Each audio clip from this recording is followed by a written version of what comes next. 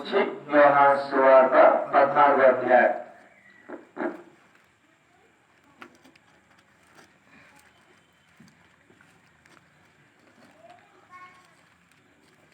యోహాను సువార్త 14వ అధ్యాయము 24వ వచనము. మనమందరం కూడా కలిసి చదువుకుందాం. బైబిల్ గ్రంథం ఉన్నవారు క్షమించాలి. 27వ వచనం. బైబిల్ వెనక నుంచి 96వ పేజీ. యోహాను సువార్త 14వ అధ్యాయం 27వ వచనం మనమందరం కలిసి చదువుకుందాం. శాంతి మీకు అనుగ్రహించి వెళుచున్నాను, నా శాంతిని మీకు అనుగ్రహించుచున్నాను. లోకమిచ్చుట్టుగా నేను మీకు అనుగ్రహించట్లేదు. మీ హృదయమును కలవరపడనీయకుడి, వెరవనీయకుడి. ఇక్కడ యేసుక్రీస్తు వారే చెబుతున్న మాట, శాంతిని అనుగ్రహించి వెళ్తున్నా. లోకమిచ్చినట్లుగా శాంతి కాదు. ఒకవేళ లోకమే పరిపూర్ణమైన శాంతి గాని అనుగ్రహించేటట్లయితే ప్రభువైన యేసుక్రీస్తు వారు ఈ మాట చెప్పేవాడు కాదు. ఆయన ఈ మాట చెప్పినందుకు అర్థం ఏమిటంటే, లోకమిచ్చే శాంతి సంపూర్ణమైనది కాదు అని ఈ వాక్యం ద్వారా జరగబడతా ఉంది. ఇలాంటి శాంతి మనకు అవసరమా? లోకమిచ్చే శాంతి, తాత్కాలికమైన శాంతి, సంతోషం, ఆనందం మనకు అవసరమా? చాలా మంది తాత్కాలికమైన శాంతి కొరకు, ఆనందం కొరకు, సుఖం కొరకు ఎదురు చూస్తారు. అయితే పరిపూర్ణమైన శాంతి కొరకై ఎవరు కూడా ఎదురు చూడరు. దాని కొరకై ప్రయాస పడరు. లోకంలో తాత్కాలికంగా వచ్చేటువంటి సంతోషము, ఆనందము, శాంతి కొరకై ప్రయాసపడతా ఉంటారు. అయితే యేసుక్రీస్తు వారు ఈ మాట చెప్పినప్పుడు, బైబిల్ గ్రంథంలో ఒక వ్యక్తి ఉన్నాడు. ఆ వ్యక్తి ఈ లోకంలో ఇలాంటి శాంతి కొరకు ఎదురు చూస్తున్నాడు, కానీ తనకు దొరకలేదు. దేవుడు చెప్పినటువంటి పరిపూర్ణమైన శాంతి, సంతోషం, ఆనందం. ఆ వ్యక్తి బైబిల్ గ్రంథంలో లూకాసు సువార్త 19వ అధ్యాయం. మనకు తెలిసిన మాటలే.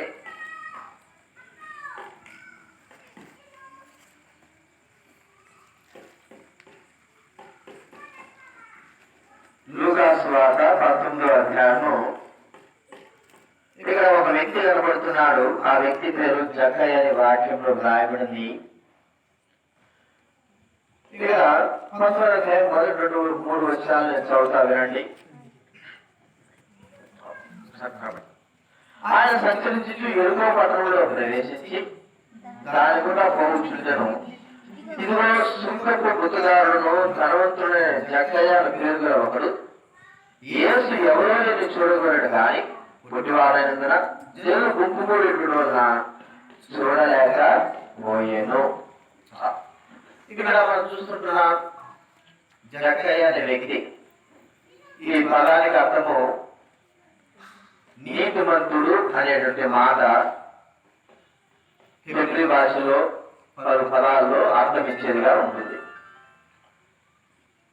ఈ వ్యక్తి సుంకపు గుర్తుదారుడు, అంటే ఆ దినాల్లో ట్యాక్స్ కలెక్టర్.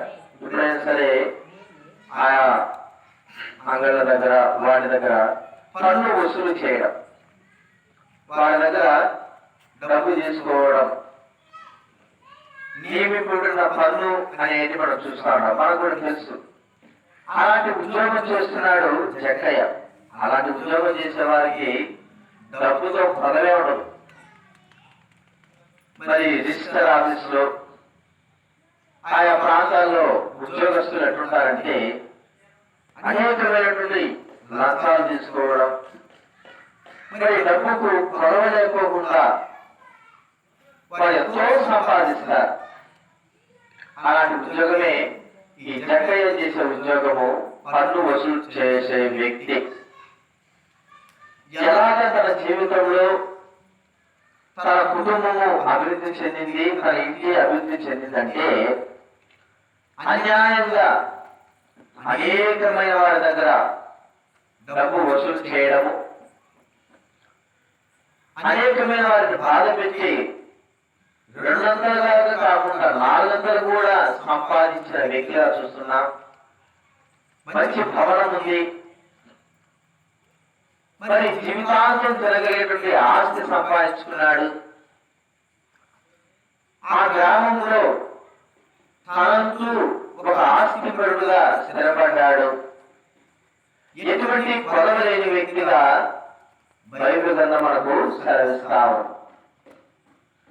లోకస్తులు అనుకుంటారు, చాలా ధన్యుడండి, మంచి ఆస్తి ఉంది, మంచి పరపతి ఉంది, డబ్బు ఉంది, పొలాలు ఉన్నాయి, ఇల్లు ఉంది, ఏమి కూడా పడవలేదు అని ప్రజలందరూ కూడా అనుకునేవారు. అనుకోవడమే కాకుండా తనను మరి పాపాత్ముడు అనే పేరు కూడా పెట్టేశారు. అంటే ప్రజలను బాధించి సంపాదించిన డబ్బు. లోకంలో తనకు ఎటువంటి పడవలేదు, కానీ తన హృదయంలో, తన మనసులో ఒక పదవ అనేది బైబిల్ గ్రంథం చెప్తా ఉంది. అన్నీ సంపాదించాడు. లోకరీతిగా ఎటువంటి కొరత లేదు తన జీవితంలో. అయితే తన ఆత్మ విషయంలో, తన హృదయ విషయంలో ఒక కొరత అనేది ఉంది. అది ఏదో తనకే తెలుసు. అదేమిటంటే సంతోషము లేని జీవితం. డబ్బు ఎక్కువ ఉంది కానీ అనుభవించలేకపోతున్నాడేమో. మరి భోజనానికి అనేకమైనటువంటి వరిమియాలు, ఎంతో ధాన్యములు ఉన్నాయి కానీ తిని తృప్తిగా ఉండలేని స్థితి. లోకంలో అందరికంటే ఎక్కువగా సంపాదించుకున్నాడు కానీ ప్రజల యొక్క భావాలలో ఒక చెడ్డవాడుగా ముద్ర వేయబడుతూ వచ్చాడు. ఇవన్నీ కూడా తన జీవితంలో అశాంతిని, బాధను, నెమ్మది లేని స్థితిని, దుఃఖాన్ని కలగజేస్తూ ఉంటున్నాయి. మరి ఇందులో ఉన్న వ్యక్తి సంతోషంగా ఉండాలి కదా. తెలివిన వాళ్ళ సంతోషంగా లేడు. తన హృదయము అశాంతితో నింపబడింది అని మనము బైబిల్ గ్రంథం ద్వారా చూసుకోవచ్చు. తాను ఎదురు చూస్తా ఉన్నాడు. తన హృదయంలో సంతోషం నింపే వ్యక్తి ఎవరు? ఆ లోకంలో అప్పుడున్న సమయంలో ఒకవేళ సంతోషం ఎవరైనా అమ్మగలరు అంటే తన దగ్గర ఆ సంతోషాన్ని కొనుక్కునేంత డబ్బు కూడా ఉంది, ధనం కూడా ఉంది. ఎవరు కూడా సంతోషాన్ని అమ్మలేరు. తన జీవితంలో ఎంతో బాధలో ఉన్నాడు, అశాంతితో ఉన్నాడు, నెమ్మది లేని స్థితిలో ఉన్నాడు. ఈ దినాల్లో చాలా మంది ధనవంతులైన వారు ఇక పలు విధాలుగా చాలా మంది నెమ్మది లేకుండా ఉంటున్నారు. అన్నీ ఉన్నప్పటికీ కూడా హృదయంలో శాంతి, నెమ్మది లేని వారు ఎంతో మంది ఈ లోకంలో జీవిస్తా ఉన్నారు. వారికి ఇప్పుడు కావాల్సింది ఏంటంటే సంతోషం, శాంతి, నెమ్మది అవసరం. వల్ల లోక సంబంధంగా అన్నీ ఉన్నాయి కానీ తనకు కావలసినటువంటి నెమ్మది లేదు, సంతోషం లేదు. దాని కొరకై ఇప్పుడు ఆ వ్యక్తి, జక్కయ్య అనే వ్యక్తి వెతుకులాట చేస్తుంటే ఆ వ్యక్తి హృదయంలో ఆలోచన కలిగింది, యేసు ప్రభువు మాత్రమే తనకు నెమ్మదిని ఇవ్వగలడు. ఎందుకంటే యేసు క్రీస్తు వారి గురించి అనేకమైన విషయాలు విన్నాడు.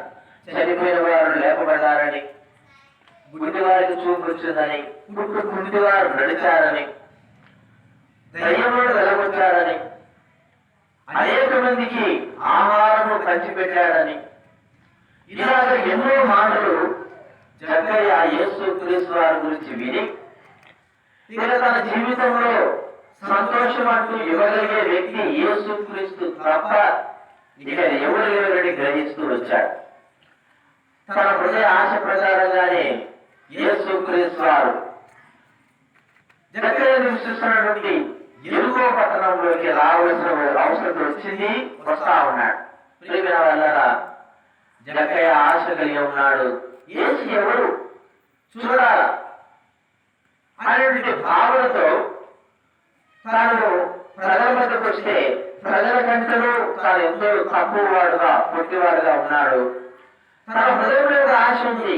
తనకు నెమ్మదివ్వగలిగిన వ్యక్తి, తనను రక్షించగలిగిన వ్యక్తి, తన జీవితంలో సంతోషాన్ని ఇవ్వగలిగిన వ్యక్తి యేసు ప్రభు తప్ప ఎవరు లేరుని గ్రహించి ఏ విధం చేతనైనా సరే యేసు ప్రభుని చూడాలా.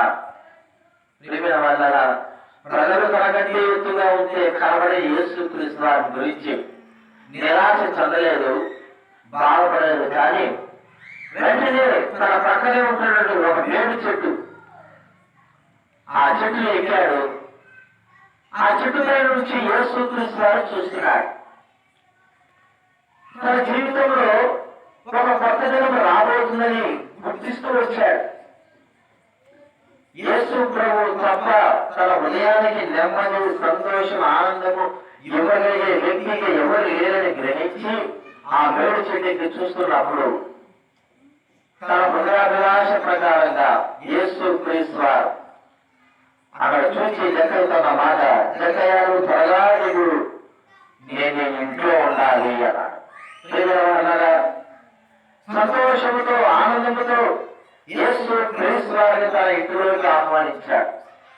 ఈ రాత్రికాల సమయంలో ప్రభువైన దేవుడు నీతో మాట్లాడుతున్న మాట ఏంటంటే, నీ ఇంటిలో సంతోషం లేదా, నీ జీవితంలో సంతోషం లేదా, నీ జీవితంలో శాంతిని వెళ్ళలేకపోతున్నావా, సమస్తము ఉన్నప్పటికీ నీ జీవితంలో భయం అనేది ఉందా?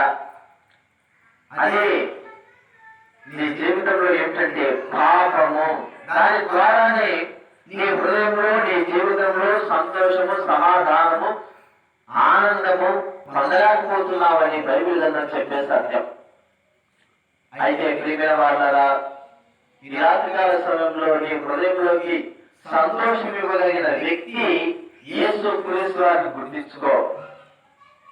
యేసు క్రీస్తు తప్ప నీకు ఏ మానవుడు కూడా, ఏ వ్యక్తి కూడా, నువ్వు ఎంత డబ్బు ఇచ్చినా, నువ్వు ఎంతగా ఆ వ్యక్తిని ఘనపరిచినా, ఏ మానవుడు కూడా నీ హృదయంలో సంతోష సమాధానాలు ఇవ్వలేడు. నీకు ఎంత కలిగినప్పటికీ కూడా నీ జీవితాన్ని, నీ జీవితంలో సంతోషమనే మాట, శాంతి అనే మాట ఏ మానవుడు కూడా ఇవ్వలేడని బైబిల్ గ్రంథం సెలవిస్తావు. ప్రియమైన వాళ్ళారా, జక్కయ్య ఆ విషయాన్ని గుర్తించాడు. యేసు ప్రభు వారు తన ఇంట్లోకి వస్తానంటే వెంటనే ఆలోచించుకోకుండానే తన ఇంటిలో యేసు క్రీస్తు వారిని ఆహ్వానించాడు. ప్రియమైన వాళ్ళారా, తన ఇంటిలో ఎప్పుడైతే యేసు క్రీస్తు వారు ఆహ్వానించాడో అది వరకు తన హృదయంలో నెమ్మది లేని స్థితిని తాను చూడగలుగుతూ వచ్చాడు. తన హృదయంలో అశాంతిని చూడగలుగుతూ వచ్చాడు. తన హృదయంలో బాధను చూడగలుగుతూ వచ్చాడు. అయితే యేసు ప్రభువారు తన ఇంట్లోకి రావడం ద్వారానే తన జీవితము సంతోషభరితంగా, ఆనందభరితంగా, శాంతితో నిండిందిగా బైబిల్ గ్రంథం చెప్పబడతాము. ఎప్పుడైతే యేసు క్రీస్తు వారిని తన ఇంట్లోకే కాకుండా తన హృదయంలో కూడా ఆహ్వానించాడో, ప్రియమైన వాళ్ళారా, తన పాపం నుండి విడుదల పొందుతూ వచ్చాడు. తన పాపమును ఒప్పుకున్నాడు. తన జీవితంలో ఏదైతే అసమాధానానికి, అశాంతికి కారణమైందో ఆ పాపం నుండి ప్రభువైన యేసు క్రీస్తు వారి దగ్గర ఒప్పుకోవడం ద్వారా విడుదల పొందించాడు.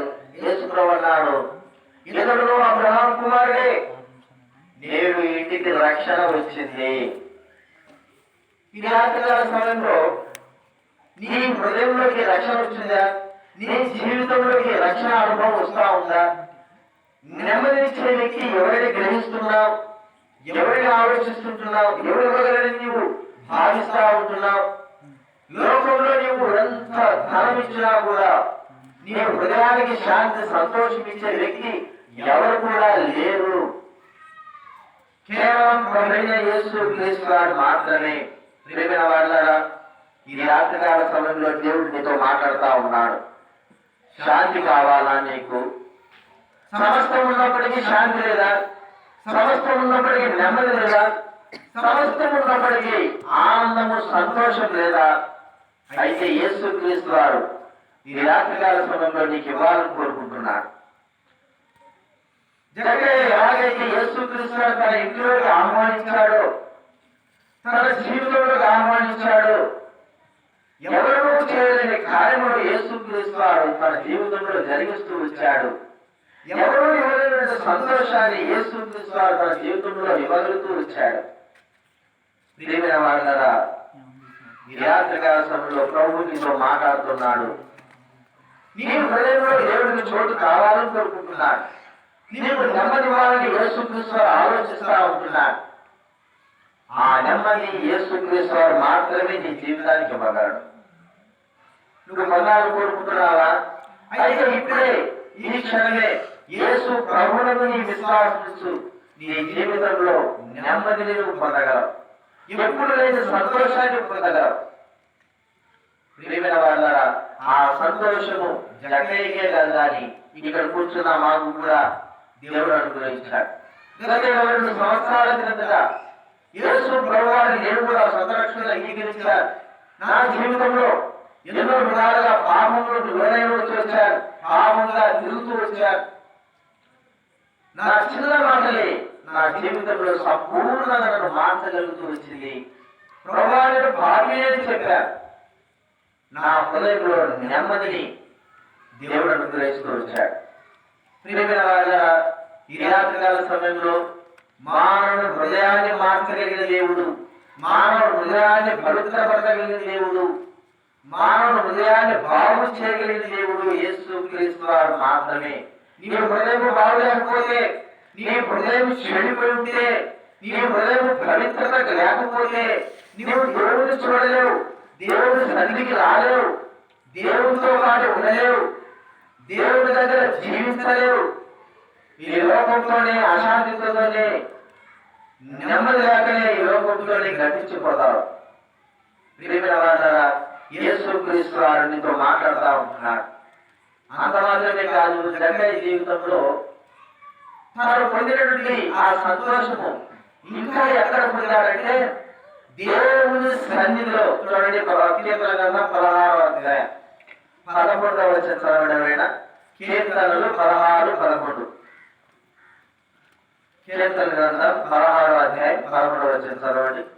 జీవ మార్గమును నీవు నాకు తెలియజేసేదవు, జీవ మార్గం నీవు నాకు తెలియజేసేదవు, నీ సన్నిధిని సంపూర్ణ సంతోషము కలదు, నీ సన్నిధిని సంపూర్ణ సంతోషం కలదు, నీ కుడి చేతులు నిత్యము సుఖములు కలవు. నీ కుడి చేతులు నిత్యము సుఖములు కలవు. ఈ సన్నిధిని సంపూర్ణ సంతోషం కలదు. దేవుడిని హృదయానికే కాదు, తన సన్నిధిలో కూడా నీకు సంతోషం ఇవ్వగలడు. ఆయన సన్నిధి ఏమిటండి? ఇదిగో దేవుని మందిరము, దేవుడు ఆరాధించే స్థలము, దేవుడు తన ప్రజలవాడు ప్రార్థనా స్థలముగా, సంతోష స్థలముగా, ఆనంద స్థలముగా, ప్రార్థనకు జవాబిచ్చే స్థలముగా తన సన్నిధిని గడిపించాడు. ఈ రాత్రికాల సమయంలో నీ జీవితంలో నెమ్మది కొరకు ఎక్కడికి వెళ్తా ఉంటున్నావు? సంతోషం జరిగి ఎక్కడ వెళ్తుంటున్నావు? యేసు లేని సంతోషం, యేసు ఇవ్వలేని సంతోషం ఎవరు కూడా ఇవ్వలేరు. యేసు ప్రభు సన్నిధిలో లేని సంతోషం నీకు ఎక్కడ కూడా కలగదు. ప్రియమైన వాళ్ళరా, ఇక్కడ దేవుడు తన సన్నిధిని, తన మందిరాన్ని మనకు ఇచ్చాడు. తన మందిరంలో సంతోషం చెప్తున్నాడు, తన మందిరంలో ఆనందం చెప్తున్నాడు, తన మందిరంలో నెమ్మది చెప్తున్నాడు. రాగలుగుతున్నావా? ప్రేమించగలుగుతున్నావా? నీ సంతోషం కొరకు, ఆనందం కొరకు లోకం చుట్టూ తిరుగుతున్నావు. లోకంలో ఏమీ లేదు, తాత్కాలికమైంది, దానివల్ల నీకు ప్రయోజనమే లేదు, గతించిపోయేది. దైవ సన్నిధిలో సంతోషాన్ని పొందాలని యేసుక్రీస్తు వారు తన సన్నిధిని ఈ గ్రామంలో, ఈ ప్రాంతంలో మనబడిగా ఉంచాడు. అది పొందాలని యేసుక్రీస్తు వారు సెలవిస్తున్నారు. అలాంటి సంతోషాన్ని, ఆ ఆనందాన్ని జగయ్య పొందాడు, తన హృదయంలో పొందాడు. తన సన్నిధిలో కూడా ఆ సన్నిధిని ఆ ఆనందాన్ని పొందుతూ వచ్చాడు. అది ఆ సంతోషము ఈ దినాల ఈ క్షణాల నీకు కూడా ఇవ్వాలని కోరుకుంటున్నాడు. ప్రేమించగలుగుతున్నావా దేవుణ్ణి? దేవుని సన్నిధికి రాగలుగుతున్నావా? దేవుని సన్నిధిలో నిలిచి ఉండగలుగుతున్నావా? నీ హృదయంలో యేసుప్రభుని ఆహ్వానించగలుగుతున్నావా? నిజమైన సంతోషం సమాధానము ఈ రాత్రి కాల సమయంలో జగన్ వలె నువ్వు పొందగలవు. అది ఆ సంతోషాన్ని నేను అక్కడి నుంచి ఎవరు కూడా తీసివేయలేడు. ఏ మానవుడు కూడా తీసివేయలేడు ఆ సంతోషాన్ని. దేవుడిచ్చే సంతోషం. ఇక్కడ కూర్చున్న వారు మైక్ శబ్దం ద్వారా వింటున్న వారు దేవుడి సంతోషం నీకు కావాలని, దేవుడిచ్చే సంతోషం నువ్వు అనుభవించాలని కోరుకుంటావు. కేవలం నువ్వు చేయాల్సిన పని నీ సంతోషము నీ కొరకై ప్రభువైన యేసుక్రీస్తు ప్రారంభించిన యేసు ప్రభువును విశ్వాసించు. ఆయన సన్నిధిని ప్రేమించు. ఆయన మందిరానికి రా. ఆయన సన్నిధిలో నిత్య సంతోషం అనుభవించగలము. ఇక ఏ మానవుడు కూడా ఇవ్వలేడు. తాత్కాలికమైన సంతోషమే భూలోకం ఇచ్చేది. దానివల్ల ప్రయాసపడి జీవన గ్రంథం చేసుకొని చివరికి అంతా నష్టపోయి ప్రేమిన వాళ్ళ మన జీవితాన్ని పాడు చేసుకునే వారంగా ఉంటాం. కాబట్టి గుర్తించుకుందాం. ఈ రాత్రికాలంలో పౌరులతో మాట్లాడుతున్నాడు. శాంతిని, సంతోషాన్ని, సమాధానాన్ని జగన్కి ఇచ్చిన ఆ ప్రభువు నీకు కూడా ఇవ్వాలనుకుంటున్నాడు. తన సన్నిధిలో ఉంటున్న ఆ సంతోష ఆనందాలు ఇక్కడ ఈ సన్నిధిలో కూడా నీకు ఇవ్వాలని కోరుకుంటున్నాడు. నువ్వు కావాలని కోరుకుంటున్నావా? అయితే యేసునందు విశ్వాసం ఉంచు. నువ్వు రక్షింపబడతావు. నువ్వు హృదయంలో సంపూర్ణ సంతోషము కలుగుతుంది. మీ నిమిత్తము ప్రార్థిస్తాం. ప్రార్థన చేసుకుందాము. ఎంతమంది అయితే నిజమైన సంతోషం కొరకు ఎదురు చూస్తున్నారు? జక్కయ్యవలి ఇక్కడ కూర్చున్న వారు మీ హృదయాల్లో ప్రభువుకు చోటు ఇవ్వండి. యేసు ప్రభువును ఆహ్వానిస్తే నెమ్మది, సంతోషము, ఆనందము నువ్వు పొందగలవు. యేసు ప్రభువును చోటు ఇవ్వకపోతే నీకు ఎక్కడ కూడా ఆ సంతోషం దొరకదు. అంత మాత్రమే కాదు, దైవ సన్నిధిలో లేని సంతోషం నీకు ఎక్కడ కూడా దొరకదు. ఇది దేవుడి సంతోషం, దేవుడి ఆనందం. ఇది దేవుడు ఇచ్చేది. యేసు ప్రభువారు నీకు ఇచ్చేది. నిత్యం పొందాలని ప్రభువైన దేవుడు ఆశిస్తా ఉన్నాడు. నీవు ప్రభువుని వేడుకోవడం ద్వారానే ఎదురు చూస్తున్నాడు. కుమారుని హృదయాకిము నీ హృదయంలోకి రావాలని కోరుకుంటున్నాడు. యేసు ప్రభు ఆశిస్తున్నాడు. ఇక్కడ కూర్చున్న వారు ఇంకా ఎవరైతే యేసు ప్రభువుని విశ్వాసించలేదో, ఇప్పుడు యేసు ప్రభుని ప్రభా నేను పాపి ప్రభా నా పాపములు క్షమించని అడిగలిగితే నీ హృదయంలో నెమ్మది, సంతోషం పొందుతావు, ఆనందం పొందుతావు. ప్రార్థన చేసుకుందాం. ప్రేమగల తండ్రి, నమ్మకమైన మా దేవ, యేసు ప్రభువు నామమున మీకు వందనాలు. శాంతిని అనుగ్రహించి వచ్చున్నాను. మీ శాంతిని ఇస్తా ఉన్నాం. నిజంగా మాకు లోకంలో శాంతి దొరుకుతుంది అనుకున్నాం, కానీ ఆ శాంతి తాత్కాలికమైంది. జక్కయ్యకు ఎంత సంపాదించిన సంతోషము, శాంతి, ఆనందం దొరకలేదు ప్రభావ. ఎప్పుడైతే మిమ్మల్ని తన ఇంట్లోకి ఆహ్వానించాడు, తన హృదయంలో, తన జీవితంలో నెమ్మది, సంతోషం దొరికింది. మీ సన్నిధిలో కూడా తనకు ఆనందం దొరికింది. ఆ సంతోషం, ఆనందం ప్రభావ మాకు కావాలి. ఇక్కడ ఉన్న వారు ఎంతమంది ఉన్నారు, వారందరూ హృదయాల్లో మీరు కార్యం జరిగించండి. వారందరికీ నెమ్మది, సంతోషాన్ని అనుగ్రహించండి. పాప క్షమాపణ ఇచ్చేది, మారుమనసుతో ఇచ్చేది, నెమ్మదితో ఇచ్చేది. అంత మాత్రమే కాదు, ఇక్కడ ఉన్న ఈ సంయుక్త మందిరం యొక్క సంతోష ఆనందాలు పొందగలిగే బిడ్డలుగా చేయవలసి మనం చేస్తుంటున్నాం. రక్షించండి ప్రభావ. వారి కుటుంబాలు రక్షించడానికి ఆశీర్వదించవలసి మనం చేస్తుంటున్నాం. సహాయం చేయండి. మా ప్రార్థన దేవుడికి స్తోత్రాలు.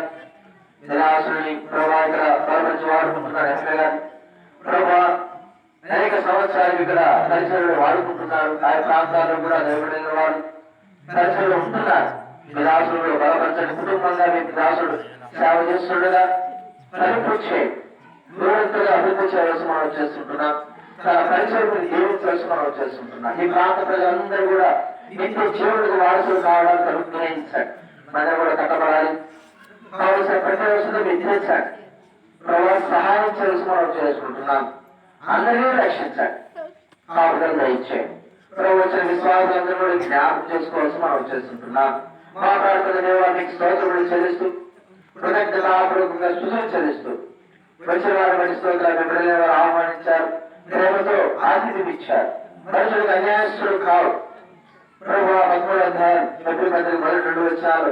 ఇరువురికి దేవదూతలుగా ఆతిథ్యం ఇచ్చిన వాక్యంలో రాబడి ప్రతిఫలంతో నింపండి, ఆశీర్వదించవలసి మనం చేస్తుంటున్నాం. మా ప్రార్థన దేవ మీకు స్తోత్రములు చెల్లిస్తూ ఉదయకాలం నుంచి చేయబడినటువంటి స్వార్థ పరిచయం జీవించి ఆశ్రయించండి, మీ ఆత్మను రక్షించండి, నిత్య జీవునికి వారసులుగా చేయవలసి ఎదురు వేడుకుంటున్నాం. సహాయం చేయండి. మా ప్రార్థన దేవ మీకు స్తోత్రములు చెల్లిస్తూ మరి మా ఘనతాస్తుని ప్రభావాలు అనిపిస్తూ ఈ పరిచయంలో పాల్గొన్న బిడ్డలైన వారందరూ కూడా మీరు జీవించవలసి మనం చేస్తూ కృతజ్ఞత చెల్లిస్తూ యేసు ప్రభువు నామమున ప్రార్థించి అడిగి వేడుచున్నాము తండ్రి, ఆమేన్.